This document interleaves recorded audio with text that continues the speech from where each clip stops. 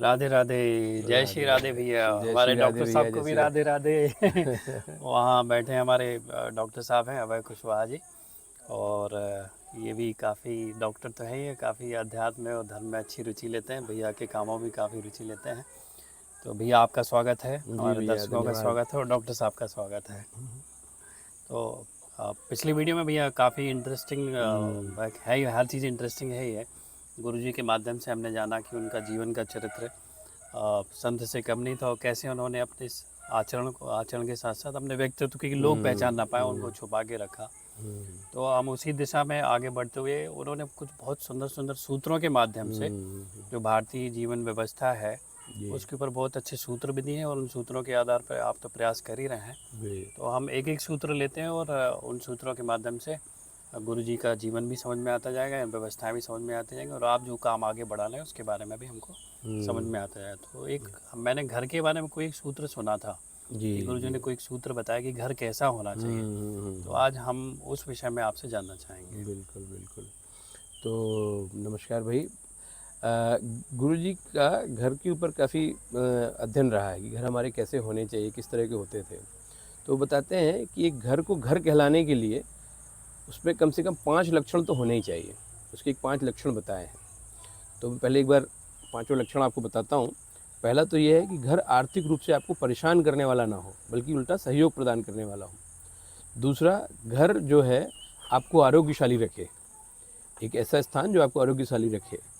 तीसरा है कि जो सामाजिक हो, आपको असामाजिक न बनाए, सामाजिक बनाए रखे।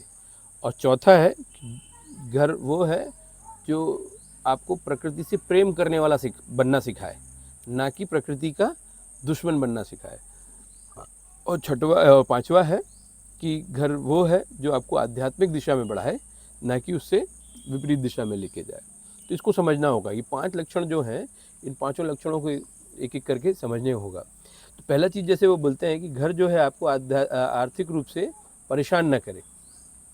आज हम लोग देख रहे हैं, आज के घर यदि देखा जाए, सीमेंट कंक्रीट के जो बन रहे हैं, कोई भी घर जो है 40 लाख, 50 लाख, 25 लाख, 1 करोड़, 2 करोड़, ऐसे इस हिसाब से बन रहे हैं, जो इसमें आपकी सारी जीवन भर की या तो आप जमा पूंजी लगा देते हैं या फिर लोन लेके आप पूरा बनाते हैं और फिर उसको लोन को चुकाते चुकाते 20 साल, 25 साल, 10 साल, 15 साल, जिसका जैसा रहा उस हिसाब से वो करते हैं। तो ये पूरी की पूरी पद्धति में आप आर्थिक रूप से लगातार परेशान ही रहते हैं। और ये तो हुआ घर बनाने की बात। एक बार जब एक बार घर बनने के बाद आप उसमें जब प्रवेश करते हैं तो अंदर का इंटीरियर के लिए भी आप पूरी तरह से सब लगा देते हैं। सोफ़ा है, डाइनिंग टेबल है, बेडरूम है, डबल बेड की पलंग्स है, मॉड्यूलर किचन है, सब अलग अलग तरह की चीज़ें, बाथरूम्स पूरे एक एक तरह की चीज़ें बन रही है, एक स्टाइल के बन रहे हैं, टाइल्स उसमें लगना है, रूफिंग में आपकी अलग से फॉल्स रूफिंग अलग होना है और दुनिया भर का। तो ये घर जो है आपको आज के समय में पूरी तरह से आपको आर्थिक रूप से परेशान करने वाले ही है कि उनको उनको बनाने के लिए और फिर उसके बाद उनको मेंटेन करने के लिए, उसमें जो एक स्टैंडर्ड बना के रखने के लिए आपको लगातार उसमें परेशान होता रहना पड़ रहा है।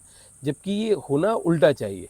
घर वो है जो आपको आर्थिक रूप से परेशान न करे। आर्थिक रूप से आपको, तो पहले जो हमारे घर बनते थे इसीलिए लोकल मटेरियल्स के इस्तेमाल करते हुए बनते थे।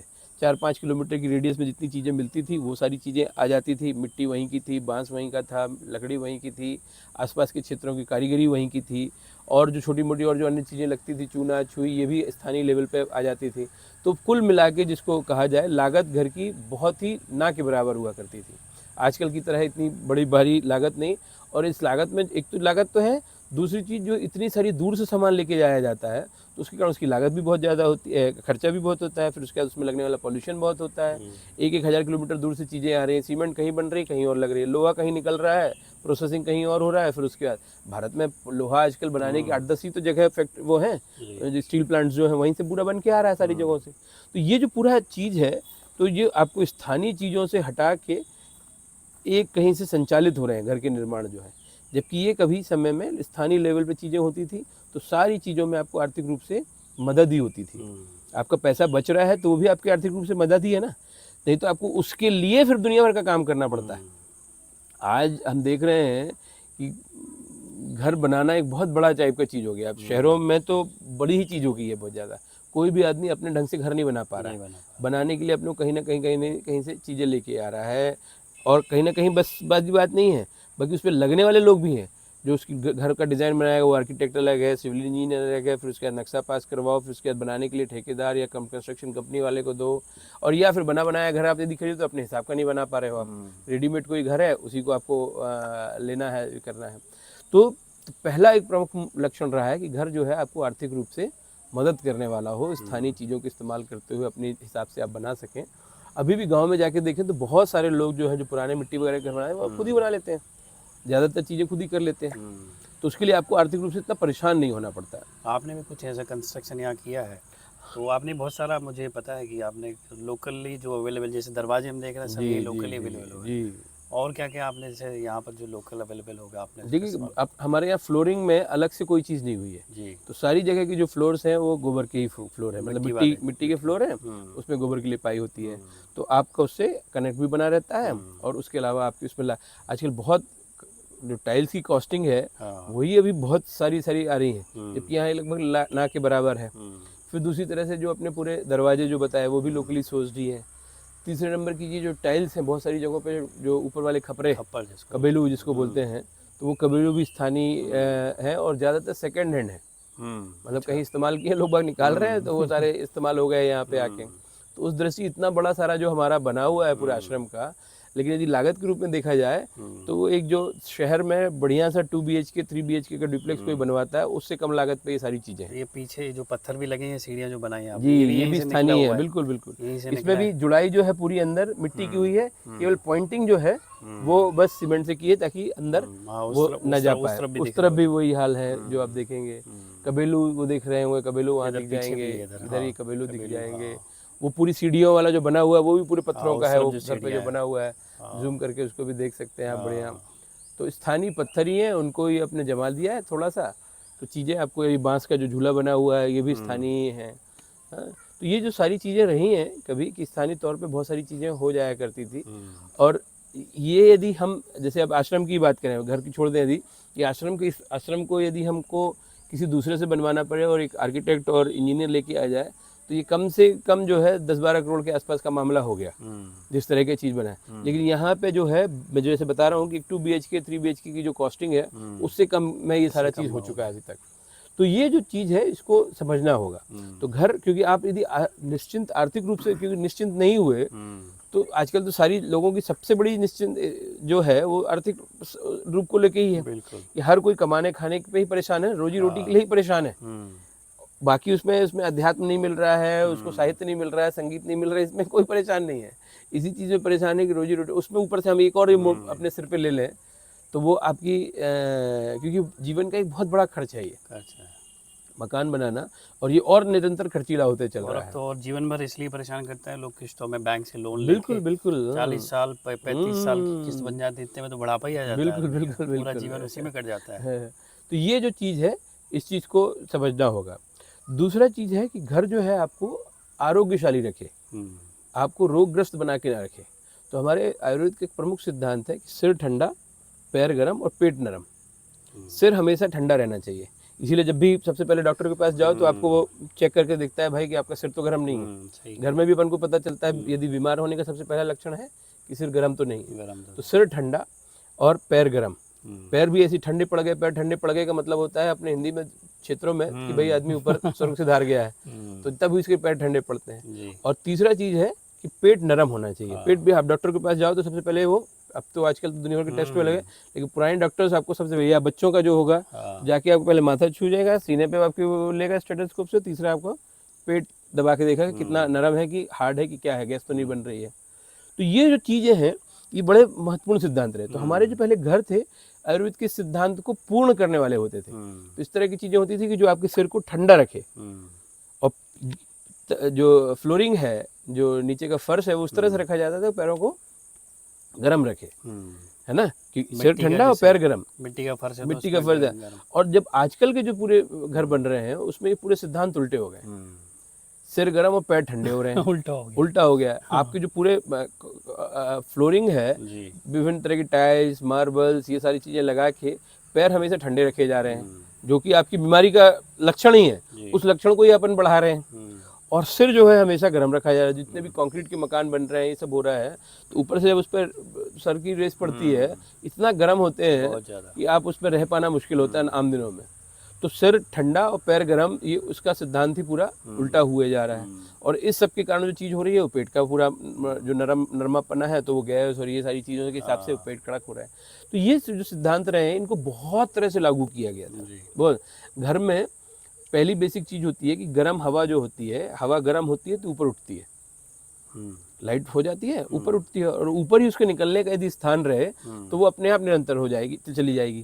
तो जो पहले हमारे खपरे वाले या टाइल्स वाले या कवेलू वाले जो मकान हुआ करते थे वही होते थे, ऊपर से गर्म तो हो रहे हैं लेकिन ये नीचे से गर्म होकर हवा ऊपर उठ रही है और ऊपर से निकल जा रही है। तो आजकल वेंटिलेशन के नाम पे आजू बाजू वाला देखा जाता है, जबकि यहाँ पे वेंटिलेशन इस तरह से देखा जाता था। तो पूरा सिद्धांत जो है, जब ये कंक्रीट के मकान बन रहे हैं तो हवा गर्म होकर ऊपर जा रही है और ऊपर जाके स्टैक हो जा रही है, निकलने के लिए उसकी जगह नहीं है, तो आपका वो सिर पूरा तरह से गर्म वाला जो मामला है वो रहता है।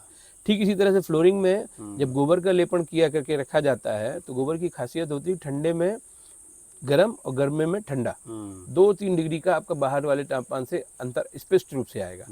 जबकि टाइल्स या मार्बल इन सब का सिद्धांत क्या है, गर्म में गर्म होता है, ठंड में ठंडा होता है। जब आपका टेम्परेचर बाहर यदि 5 डिग्री है तो उसमें आपको 2 डिग्री कम मिलेगा आपको। 2 डिग्री कम मिलेगा। और गर्म के समय जो गर्म पत्थर है एक्चुअली में तो पत्थर, ये सारी चीजें गर्म में गर्म और ठंडे में ठंडा होता है। जबकि गोबर और मिट्टी के साथ में होता है उल्टा है, कुछ अलग होने के कारण उसको गर्म होने में टाइम लगता है। जब गर्मी बाहर की तो 2 डिग्री 3 डिग्री कम रहता है, और ठंडे होने में भी टाइम लगता है। तो आप ऑटोमेटिकली आपके जो पैर हैं उस स्थिति में रहते हैं। तो ये कुछ महत्वपूर्ण सिद्धांत, और उन सिद्धांतों को पूरा करने के लिए जो टेक्निक रही है हमारे यहाँ पे वो रही। इसी तरह से जब खपरे वाले मकान बनते थे, अभी तो फ्लैट छत होती है, तो फ्लैट छत में सूरज इधर से निकल रहा है और उधर डूब रहा है तो पूरे टाइम आपकी छत में गर्म रहेगा। लेकिन यदि ये ऐसा है तो यहाँ से सूरज निकल रहा है यदि मान लीजिए, तो इस तरफ वाला छांव रहेगा हमेशा, और जब डूबने वाले इस तरफ आएगा इधर गर्म होगा तो यहाँ छांव रहेगा। तो आपका जो चीज़ों को व्यवहार में लेके जो ये आयुर्वेद के प्रमुख सिद्धांत जो मैंने बताया, सबसे प्रमुख सिद्धांत उसके हिसाब से बनाता था। घर में आंगन इतनी सारी जगहों पे होते थे कि उसकी कोई बात ही नहीं होती थी, तो सारी जगह पे चलना फिरना ये सारी चीज़ें हुआ करती थी। तो आंगन होने के कारण हवा रहती थी, धूप रहती थी, ये सारी चीज़ें वो भी आपको आरोग्यशाली बनाती थी। तो ये सारी चीज़ों से जो घर है अपना आपको आरोग्यशाली रखता था। तो ये दूसरा प्रमुख सिद्धांत हुआ। और अगर तीसरा प्रमुख सिद्धांत था, सॉरी मैं आपको इंटरप्ट कर रहा हूँ, अगर कोई कहे ऐसा कि आज के ज़माने में ये चीज़ संभव नहीं है तो वो आपके यहाँ पे आके देख ले कि कैसे नहीं है ना। अभी 2024 चल रहा है, आज की तारीख क्या होगी, जुलाई चल रहा है, जुलाई चल रहा है 2024 में, तो यहाँ आके प्रत्यक्ष में देख सकता है कि आज भी वो चीज़ संभव है। बिटिया आ गई, आशीष भैया की बिटिया है, मनस्वी है, आगे की बातचीत मनस्वी के साथ जारी रहेगी। तो ये बहुत महत्वपूर्ण लक्षण है ना, कि ये दो चीज़ें आपको व्यक्तिगत रूप से भी पारिवारिक सभी लोगों की ये निजी वाली चीज़ है। तीसरा एक प्रमुख चीज़ है कि हमारे यहाँ पे घरों का लक्षण वो है कि घर आपको सामाजिक बनाए, असामाजिक ना बनाए। तो आपका लोगों के साथ में परिचय, लोग आपके घर जो बनते थे, आप यदि देखेंगे पुराने घरों में इस तरह की पट्टियाँ जो हैं बहुत कॉमन होती थी, घर के चारों तरफ आपको मिलेंगी। यहाँ पे भी आपको बहुत सारी जगह पे मिल जाएगी, घर के बाहर भी रहती है, घर के बाहर ही, हाँ, दालान रहेगा, आंगन रहेगा, उसमें बैठने के लिए। तो कोई भी राहगीर बाहर से आदमी आ रहा है तो आके बैठ के जाए भाई, राहगीर भी और पड़ोसी हाँ सभी कोई, तो सबकी चर्चाएं की रहता था, सब बैठ के आराम से चर्चाएं करते थे, देखते थे, समझ में आते थे। तो हमेशा आप दूसरों के, तो आप लोगों से जुड़े रहने की अवेन्यूज बनाते थे। आपके घरों का डिजाइन ऐसा होता था कि लोगों को से जोड़ के रखे आपको, कि वो आके बैठ गए तो बातचीत तो होगी, बिल्कुल परिचित है तो बातचीत तो होगी। तो घरों में ये रहेगा। दूसरी चीजें, आंगन आपको इतने सारे रहेंगे घर में। आजकल जो जैसे घर बन रहे हैं सबके प्राइवेट रूम्स हैं, इसका बेडरूम है, उसका बेडरूम। यदि घर में यदि मान लो 2 से 4 लोग हैं, एक तो है ही नहीं लोग बाग, बच्चे भी हैं 4 साल का 5 साल का, तो उसका एक अलग रूम बना के दे रहे हैं भाई ये अपने बच्चों का रूम है। जबकि होना तो ये चाहिए कि कितने समय तक तो बच्चे परिवार में पेरेंट्स के साथ ही रहते हैं, लेकिन वो सारा सिस्टम आजकल पूरी, तो आप उतने छोटे एज से आप उसको इंडिविजुअलिस्टिक बना रहे हो, व्यक्तिवादी बना रहे हो कि आपका ये आपका है, ये उसका है, सेपरेट जिसको बोलते हैं, सेपरेशन हो गया बिल्कुल। और जबकि हमारे यहाँ पे पहले क्या होता था, ये कमरे रात को केवल सोने के लिए होते थे, बाकी सारे काम जो होते थे आंगनों में हुआ करते थे। खाना बनना है तो आंगनों में, बातचीत होना है तो आंगन में, बच्चे वहीं खेल भी रहे हैं, बड़े बुजुर्ग जो आ रहे हैं जा रहे हैं सबको नज़र रखी जा रही है, कोई गाय बैल और बाकी सारी चीज़ भी आ रहे हैं तो उन पे भी नज़र रखी जा रही है, काम भी कर रहे हैं, ये भी हो रहा है और सबसे आपस में मेल मिलाप भी है।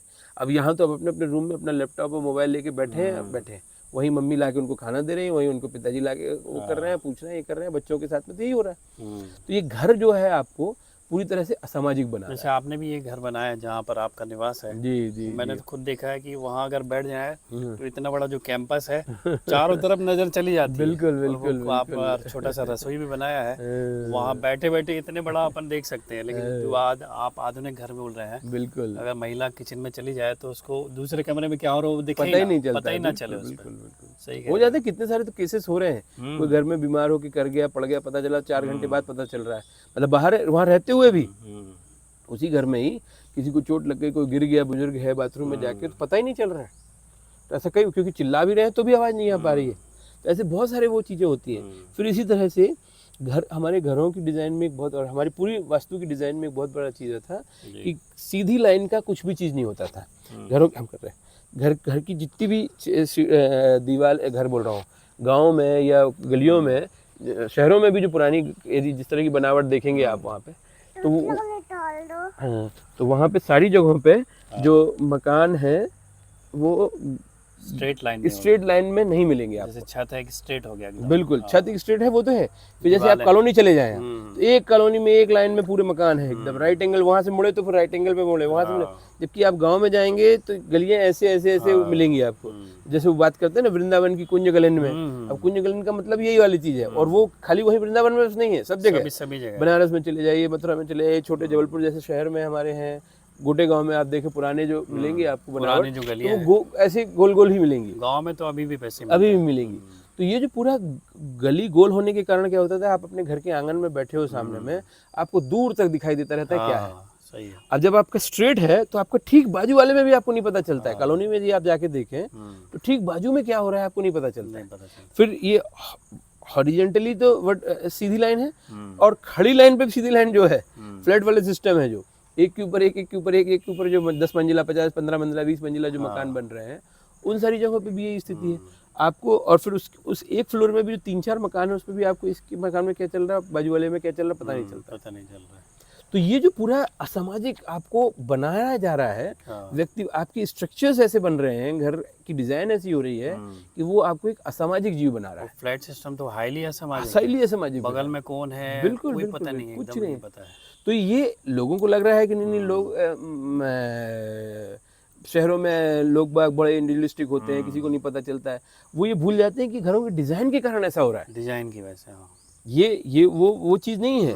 अब आजकल बहुत सारी, अभी हम ऐसी चर्चा चल रहे थे एक बार, तो बता रहे हैं कि बहुत सारी जगहों पे अर्बन एरियाज में, जो यूएस वगैरह में, दिल्ली वगैरह में ऐसी चीज़ें हो जा रही हैं अब धीरे धीरे, कि जो घर के सामने आपने मान लीजिए एक वो बनाया है, बैठने के लिए कुर्सी बनाई, तो उस कुर्सी की डिजाइन ऐसी बना दी कि आप उसमें बैठ नहीं सकता आदमी, केवल शो के पीस के लिए बस रह गई हो, या बैठे तो लंबे समय के लिए नहीं बैठ सकता है।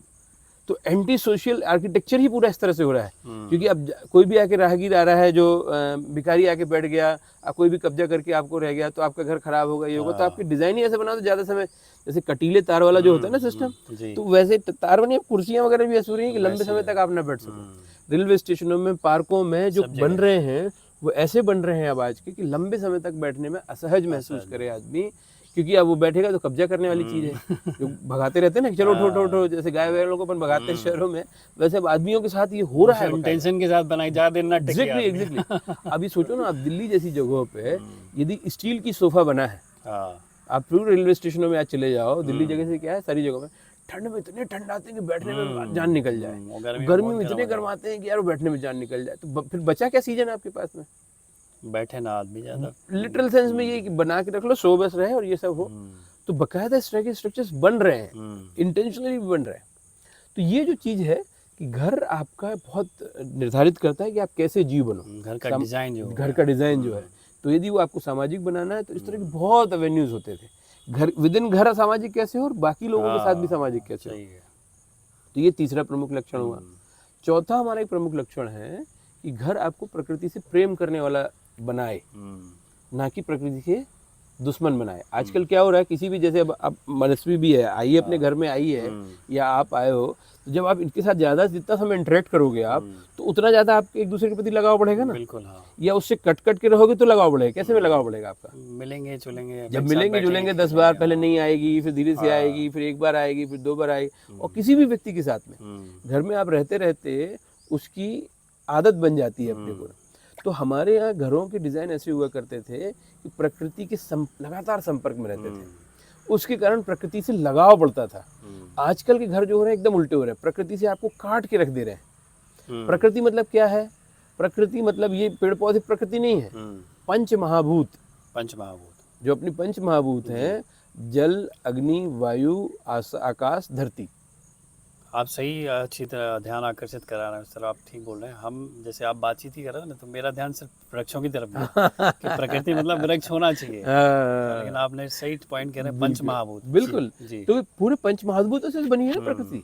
हमारे यहाँ जो पहले घर बनाए होते थे उसमें नियम था कि इन पंच महाभूतों के आप लगातार संपर्क में रहें, है ना। आपको जैसे आकाश, ऐसा घर बनना चाहिए कि आप कहीं भी बैठे रहो, आकाश के दर्शन होते रहे। यहाँ तो आकाश ही आकाश दिख रहे हैं नहीं, सभी तत्व दिख रहे हैं, ऐसे नहीं है, आकाश तो है ही, तो घर के अंदर भी बैठे हैं यदि मान लो ना, तो ऐसे होना चाहिए घर के अंदर भी। हाँ, कि वहाँ से जैसे आप आंगन है, पर्ची आपकी रहती है, आगे रहती है।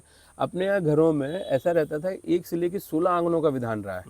सामने की पर्ची अलग है, पीछे की पर्ची अलग है, बीच का आंगन अलग है, बाड़ी अलग है, तो ऐसे करके बरामदा अलग है।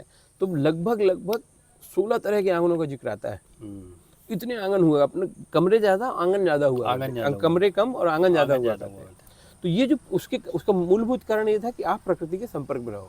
कहीं भी बैठो आपको वहां से आकाश के दर्शन हो, कहीं भी हो आपको सूरज के दर्शन हो, आपको कहीं भी हो आप धरती के संपर्क में रहो। वायु तो है ही है जो आपका आते जा रही है, वृक्ष आदि है, हाँ वृक्ष आदि है ही है, उनके दिख रहे हैं। सामाजिक देखिए तो यहाँ पे गाय वगैरह भी स्वच्छंद रूप से विचरण करती रहती है। अरे वाह। तो ये जो चीज है, तो घर आपको इन सबके लगातार संपर्क में रहते तो ये आपको दुश्मन प्रतीत नहीं होते। फिर आप उसके अंग महसूस होने लगता है। लेकिन जब इससे आप कटने लगते हैं, तो जैसे आजकल के घर हैं, एयर कंडीशन हाउसिंग में आपको यदि रहना है, तो आपके यहाँ किसी भी तरह की हवा आ रही है तो आप उसको दुश्मन मानने लगते हो, क्योंकि उसके साथ डस्ट आएगी। रूम आप जिस तरह का आपने बना रखे हैं उसमें डस्ट प्रवेश करेगी, तो वो। हाँ बेटा, गाय ये लो, मनस्वी को गाय बड़ी प्यारी है। पहले डरती थी, छोटे में डरती थी ना जी।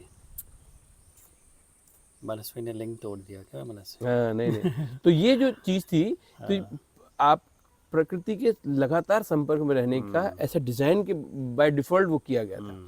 अब थोड़ा सा सूरज आती है, धूप आती है, आदमी बंद करता है दरवाजा, क्योंकि एसी में रखा है। अब हमको सूरज जो है अब हमारे लिए एनर्जी का स्रोत नहीं रह गया, गर्मी का स्रोत रह गया। हमको लगती है गर्मी उससे। तो जैसे भी आपको समय आया, फटाक से आप बंद करके ये करना चाहते हैं। आकाश के दर्शन तो छोड़ ही दो, आपके कहीं से आकाश के दर्शन होते होंगे करके। सूरज की तो और भूल जाओ। हाँ, सूरज के तो बिल्कुल पूरी तरह से भूल जाओ। हाँ, तो ये सारी चीजें, हाँ गाय तो रहेंगी ना बेटा यहीं पे। तो ये सारी चीजें कभी हमारे साथ में ये प्रकृति से प्रेम कर रहे हैं। जब आप किसी चीज से कटने लगते हो लगातार, तो आपको दुश्मन बनने लगती है आपकी। लगाव उससे पैदा ही नहीं होता है। तो आपको अब पत्ते गिर रहे हैं, यदि मान लीजिए पतझड़ के मौसम में, तो वो आपके लिए खुशी का मौसम नहीं है। पतझड़ पे कितने गीत बने कभी किसी समय में, और अब वो आपके लिए कचड़ा बन गया, क्योंकि अब आपको डिस्पोज ऑफ करने के लिए इशू है, ये है। तो आप पेड़ ही नहीं लगाते हो घर के आसपास में, पत्ती ही नहीं लगाते हो। ये छोटे छोटे शो वाले पेड़ लगा ले जिसमें पतझड़ का कोई सीन ही नहीं होता है। दृष्टि हुई कि वो कचरा है, वो कचड़ा है, बिल्कुल। तो ये जो पूरा चीज है कि प्रकृति से कैसे प्रेम करने वाला, बनाने वाला बने। ये घर, हमारे घरों के डिजाइन ऐसे हुआ करते थे कि ये सारी चीजें संभव थी उसमें। हर जगह से ये पंच महाभूत आपको स्पष्ट नजर आते थे, दर्शन होते थे, उनका प्रभाव आप महसूस कर सकते थे। और फिर आखिरी का है कि घर आपको ऐसा हो जो आपको आध्यात्मिक दिशा में बनाए। अब ये आध्यात्मिक दिशा में बनाने वाला मतलब, आध्यात्मिकता हमारे यहाँ कोई करने वाली चीज नहीं है, वो मनस्वी, ये होने वाली चीज है जी। करने वाली चीज होती तो एक अलग चीज होती है। आध्यात्मिकता होने वाली चीज है ना, होने वाली। तो हाँ, उसके लक्षण है। तो क्या लक्षण है उसके? जो आर्थिक रूप से निश्चिंत हो आदमी, जो आरोग्यशाली हो, जो सामाजिक जीव हो। सामाजिक मतलब केवल आदमियों से बस नहीं, जैसे आपने दिखाया कि जानवरों के प्रति भी सामाजिक हो, सब में भगवान के दर्शन करे, प्रकृति के सानिध्य रहे। हाँ, प्राकृतिक जो उसमें जो पंच महाभूतों के सानिध्य में रहे, तो वैसा आदमी तो अपने आप आध्यात्मिक होगा। सही है। उसके लिए अलग से करने वाली चीज़ नहीं, लेकिन ये सारी चीज़ें करेंगे तो ही आध्यात्मिक होगा। आप सोचिए कि हम घर में बैठ के एसी वाले रूमों में रहें, ये सब रहें, वो सब कुछ करें, इन सब से दूर रहें और बढ़िया 4 घंटे का योगा कर लें और ध्यान कर लें, प्राणायाम कर लें तो आप आध्यात्मिक हो जाएगा, तो ऐसा नहीं है। सही बात। जो शांति के लिए आदमी आध्यात्मिक जीवन के बारे में सोचता है, वो शांति जब सहज में ही उपलब्ध होगी तो अलग से मेडिटेशन करने बिल्कुल की बिल्कुल आवश्यकता बिल्कुल थोड़ी बिल्कुल। होगी। तो आप जब पंचमहाभूतों के साथ में रहेंगे, आपका शरीर भी पूरा पंचमहाभूतों से तो बना ही है, तो जब आप उसके संपर्क में रहेंगे तो अपने आप एनर्जाइज फील करेंगे ना। आज तो हम उससे लगातार कटते जा रहे हैं, लगातार कटते जा रहे हैं, लगातार कटते जा रहे हैं, तो ऐसे आदमी कहाँ तक कितना वो होगा। सही तो बात। ये पांचों लक्षण इसीलिए हमारे लिए बड़े महत्व के हैं। ये 5 लक्षण यदि हैं तो घर घर है, नहीं तो फिर वो और उसको आपने घर पहले की वीडियो में बताया भी था जी कि जिस व्यक्ति के पास समय होगा, सुख होगा, शांति होगी, तभी तो वो कला, संस्कृति, अध्यात्म, धर्म इसके बारे में सोचेगा और उसमें समय देगा। बिल्कुल सही जब आर्थिक रूप से वो किस चुकाने में जीवन कटेगा तो कहाँ संस्कृति, कहाँ कला और कहाँ बिल्कुल अध्यात्म है। बिल्कुल बिल्कुल तो बहुत सुंदर भी आपने मतलब अद्भुत है ये जो आपने 5 सूत्र बताए गुरुजी के जो सूत्र रहे हैं जी कि घर के क्या लक्षण होने चाहिए, आपके माध्यम से मुझे भी पता चला और दर्शकों को भी पता चला। और क्योंकि आज के ज़माने में लोग प्रमाण ही मांगते हैं कि आज के ज़माने में ये संभव है क्या, तो बस मैं यहाँ तो आके देख ही हाँ सकते हैं। इन्विटेशन ही दे रहा हूँ आपकी तरफ से, मैं आपकी इजाज़त के बिना बिल्कुल कि आप यहाँ पे आएँ और एक्सपीरियंशियली देखें कि यहाँ पर सब चीज़ संभव आज भी है। तो अभी हम आपसे बातचीत बिल्कुल जारी रखेंगे, बहुत इंटरेस्टिंग चीज़ें हैं। जी लग रहा है कि बातचीत लगातार करते जाओ, लेकिन दर्शकों के समय का भी ध्यान रखना पड़ेगा। जी तो हम फिर से आपसे दोबारा से भेंट करेंगे। बिल्कुल तब तक चलिए राधे राधे, राधे राधे जय राधे श्री राधे, राधे, जय श्री राधे। राधे राधे मनस्वी, राधे राधे कर लो। राधे राधे बोल दे इसमें।